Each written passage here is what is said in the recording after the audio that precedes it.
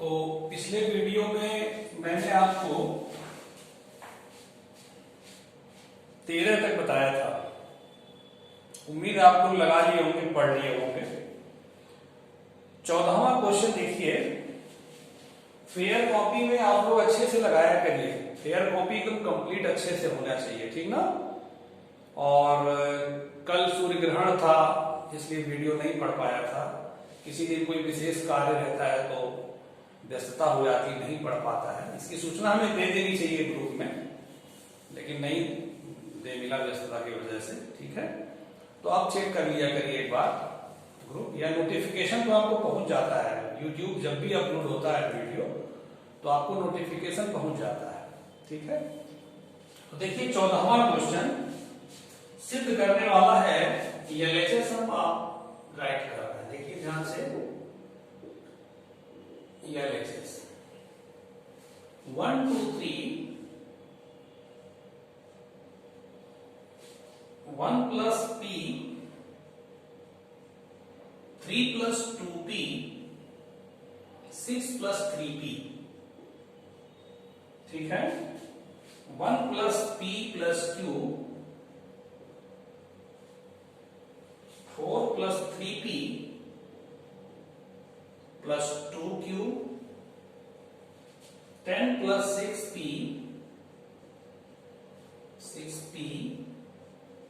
Plus 3q is equal to 1 लाना है। ये एलएचएस आप लेके चले 1 लाना है आरएचएस में। इसमें ध्यान दीजिए, अगर हम R2 में से R1 का दूना करके घटा दें, इसका दूना करके इसमें घटा दें, ये 0 हो जाएगा। फिर R3 में से R1 का तीगुना करके घटा दें, ये भी 0 हो जाएगा। तो दो अवयव 0 हो जाएंगे, तो फिर आपको प्रसार करना बहुत आसान हो जाएगा। तो क्या करने जा रहे हैं, R2 में से हम 2 R1 घटाने जा रहे हैं और R3 में से 3 R1 घटाने जा रहे हैं। अच्छे से घटाइए, देखिए ये आप। अच्छा, R2 R3 बदलेगा तो R1 ऐसे उतार लीजिए पहले, ठीक। अब R2 में से इसमें से घटाएंगे 0 हो जाएगा 2 R1। अब इसमें से घटाएंगे 2p कट के 0 हो जाएगा, ये खत्म हो जाएगा। और 3 में से 2 गया 1, 3 माइनस 2 1 हो जाएगा।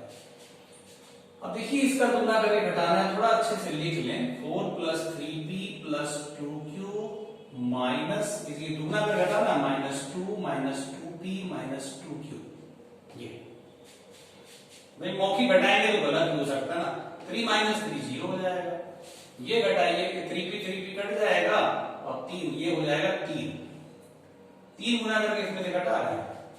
और इसमें से घटाइए 10 plus 6p plus 3q minus 3 minus 3p minus 3q, ठीक है। और एक बार और लिख लें हल करके। 1 plus 3p 1 3 1 plus p plus q, ये देखिए 4 minus 2 2, 3p minus 2p p, और ये 2q कट गया। ये 10 minus 3 7, 6p minus 3p 3p, और 3q कट गया। अब आप देखिए ध्यान से, तो अगर R3 में से हम R2 का तीगुना घटा दें तो ये 3 हो जाएगा। 3 में से 3 गया 0। एक बार और क्रिया कर दें, जरूरी नहीं है आप क्रिया करें, विस्तार आप डायरेक्ट कर सकते हैं। कर दीजिए डायरेक्ट विस्तार, क्या करना है कर दें। Expand Elon C1। देखिए हम लोग जो प्रगुण लगाते हैं ना, इसका उद्देश्य यही होता है कि अवयव हमारे छोटे हो जाए, ताकि विस्तार करने में कम समय लगे। कोई लड़का अगर डायरेक्ट यही विस्तार करने लगे बिना प्रगुण लगाए तो उसका भी आएगा, लेकिन हो सकता है काफी टाइम ले या रास्ते में कहीं फंस भी जाए, इसलिए प्रगुण लगा देते हैं। तो अभी भी प्रगुण आप लगा सकते हैं कि R3 में से 3r2 घटा दें, लगा सकते हैं, लेकिन अगर आप डायरेक्ट प्रसार कर देंगे तो भी ज्यादा समय नहीं लेगा। एक्सपेंड एलॉन्ग C1 प्लस 1, ये पंक्ति छोड़ दीजिए, कॉलम छोड़ दीजिए, क्या बचा 7 प्लस 3b, देखिए -6 माइनस 3b, ये कट गया, 7 माइनस 6 1 आ गया, यही RHS आपका प्रूव हो गया। इसको नोट कर लीजिए, ठीक है। 15वां देखिए,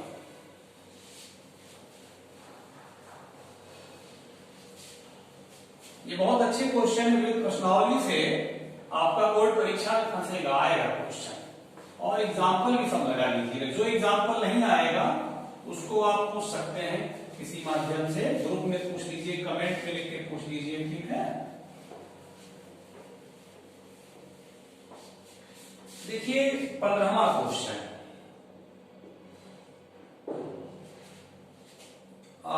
एलएचएस हम ले रहे हैं, लाना है 0, तो एलएचएस उतारेंगे sine alpha, sine beta, sine gamma, cos alpha, cos beta, cos gamma, cos alpha plus gamma,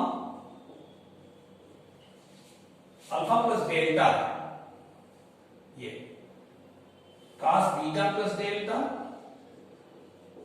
और cos gamma plus delta equal to 0 लाना है, 0 RHS है, ठीक है। तो देखिए पहली लाइन इसकी C1 और C2 ऐसे ही उतार लीजिए,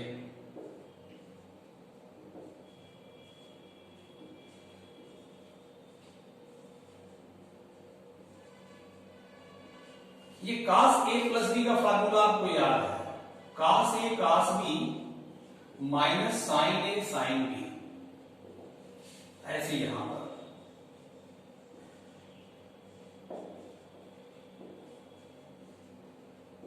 ठीक है, ऐसे इसका,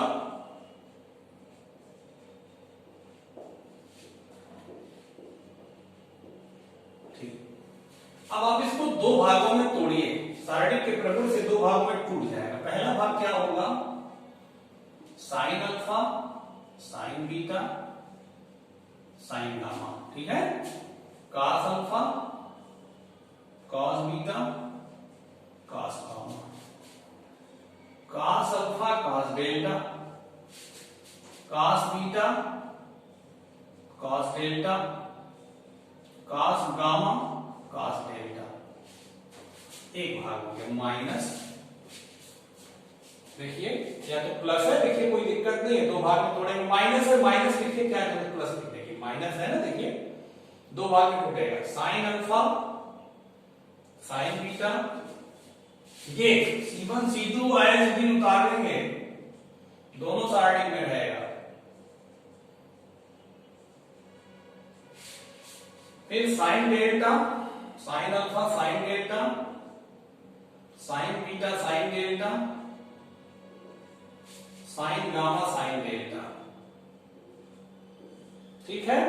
अब देखिए यहां पे इसमें क्या कॉमन है, देखिए इसमें आपका C3 से कास डेल्टा कॉमन है, कास डेल्टा देखिए कॉमन है, तो कास डेल्टा कॉमन ले लीजिए, क्या बचा, ये cos alpha, cos beta, cos gamma, sine alpha, sine beta, sine gamma, cos alpha, cos beta, cos gamma, क्या बचा, cos alpha, cos beta, cos gamma, ठीक है। ये कास डेल्टा कॉमन हुआ है C3 से, यहां पे माइनस, इसमें देखिए आपका C3 से साइन डेल्टा कॉमन है, क्या बचा, sine alpha, sine beta, sine gamma, cos alpha, cos beta, cos gamma, ये कॉमन हो गया, तो क्या बचा, sine alpha, sine beta, sine gamma, ठीक है। अब आप देखेंगे सारणिक के प्रगुण से कि पहले सारणिक में, देखिए पहले सारणिक में आपका C2 और C3 बिल्कुल समान है, C2 और C3 बिल्कुल समान है, इस सारणिक का मान शून्य हो जाएगा। सारणिक का प्रगुण है कोई दो स्तंभ या कोई दो पंक्ति अगर सर्वसम है तो सारणिक का मान शून्य होता है। तो देखिए C2 और C3 सर्वसम है, इसलिए सारणिक का मान शून्य। यहां पे C1 और C3 सर्वसम है,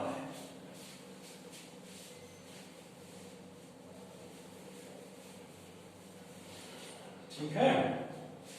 तो देखिए आप लिख सकते हैं cos डेल्टा गुणे 0 माइनस साइन डेल्टा गुणे 0।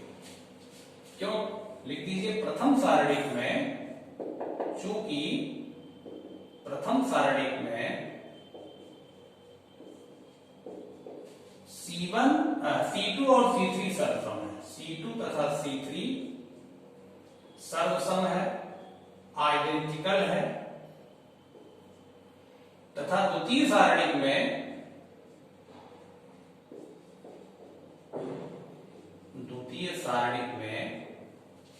कौन कौन C1 और C3 सर्वसम है, सर्वसम है माने बिल्कुल समान है, इसलिए दोनों सारणी का मान शून्य हो गया। ये शून्य हो जाएगा, ये भी शून्य हो गया, बराबर शून्य। यही आपका आंसर था, ठीक है, ये हो गया आपका। अब आप देखिए, इसको नोट कर लीजिएगा।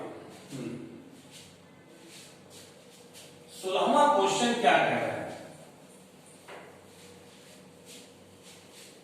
16वां क्वेश्चन पढ़िए और वीडियो को पॉज करके या स्क्रीनशॉट लेकर बाद में नोट किया करिए, पहले बैठ के समझा करिए, समझ जाएंगे फिर आप रिवर्स करके उसको रोक करके नोट कर सकते हैं।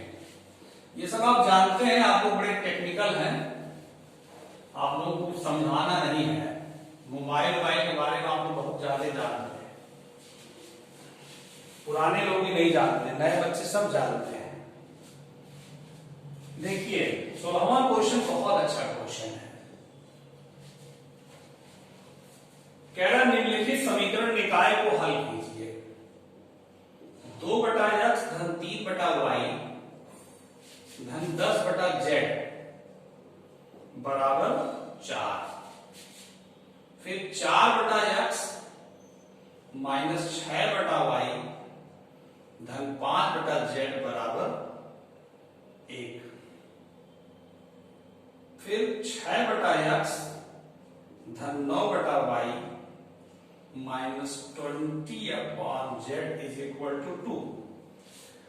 इसको सॉल्व करना है, x y z का मान बताना है। इस टाइप का पहला क्वेश्चन मिला है। अपान x अपान y अपान z में कोई क्वेश्चन आपने पिछली प्रश्नावली में नहीं लगाया है, तो कैसे लगाएंगे ध्यान दीजिए। इसमें आप सबसे पहला काम करिए कि जो 1/x है इसको आप जो है कुछ दूसरा नाम दे दीजिए, p नाम दे दीजिए,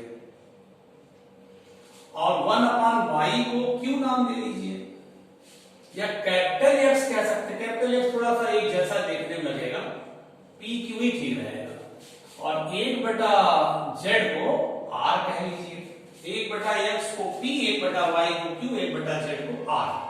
तो ये क्या हो जाएगा, 1/x को p कहेंगे, 2p हो गया ना, धन 3q हो गया, प्लस 10r हो गया बराबर 4।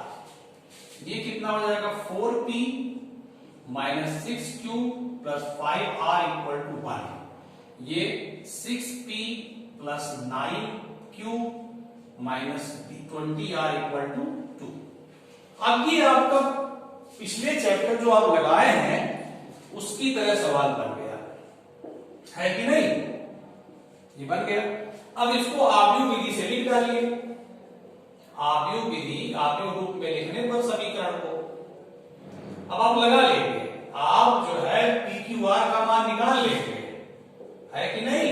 जब PQR आ जाएगा तो P की जगह 1/x लिख देंगे तो x का मान आ जाएगा, Q की जगह 1/y लिख देंगे तो y आ जाएगा, और R की जगह 1/z लिख देंगे तो आपका z आ जाएगा। तो इस तरीके से लगाइए। जहां a बराबर एकदम पिछले चैप्टर की तरह a बराबर p का गुणांक कितना हो जाएगा 2 4 6 3 माइनस 6 9 फिर 10 5 माइनस 20 ये a हो गया। p का गुणांक 2 4 6 q का गुणांक 3 माइनस 6 9 10 5 माइनस 20 और x क्या हो जाएगा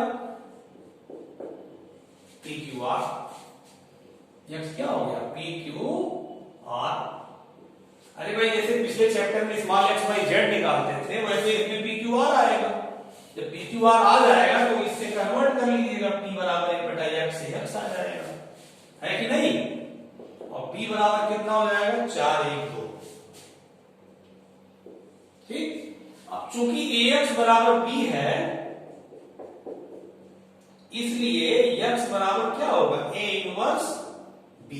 समीकरण नंबर इसको आप अब यहां चूंकि समीकरण का नाम दे दिए हैं, कोई जरूरी नहीं था लेकिन दे दिए हैं, मतलब मत दीजिए, कोई जरूरी नहीं समीकरण का नाम दीजिए, यहां समीकरण की जरूरत नहीं पड़ती है। इसको समीकरण नंबर 1 कह लीजिए, ठीक ना। अब आप a इनवर्स ज्ञात करने के लिए चलेंगे तो आप इसके बाद आप लगा सकते हैं a इनवर्स ज्ञात कर लेंगे। आपको मैं बता चुका हूं, काफी क्वेश्चन बताया हूं पिछली प्रश्नावलियों में, तो एक बार मैं मौखिक दोहरा दे रहा हूं कैसे लगाएंगे।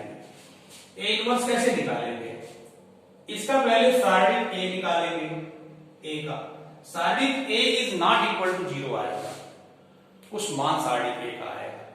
लिख देंगे a व्युत्क्रमणीय आव्यूह है इसलिए a इनवर्स एग्जिस्ट करेगा, विद्यमान होगा। जब a इनवर्स विद्यमान होगा तो आप आव्यूह A के सभी अवयवों का सहखंड निकालेंगे। सभी अवयवों का सहखंड निकाल करके सभी सहखंडों से एक आव्यूह बनाएंगे, उस आव्यूह का नाम C देंगे।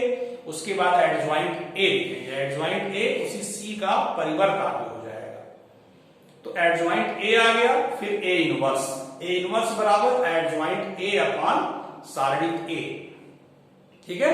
तो A इनवर्स जब आ जाएगा तो A इनवर्स का मान आप समीकरण नंबर 1 में भर देंगे और b आपके पास रहेगा ही, गुणा करा देंगे और x की जगह PQR लिख देंगे, तुलना कर देंगे, PQR का मान आ जाएगा। जब PQR का मान आ जाएगा तो p बराबर 1/x लिखकर x का मान आ गया, q बराबर 1/y लिखकर y का मान आ गया, r बराबर 1/z लिखकर z का मान आ गया। फिर उसके बाद जांच कर लीजिएगा, उसी x y z का मान किसी समीकरण में भरिएगा तो बराबर आ जाएगा, तो जांच भी हो गया।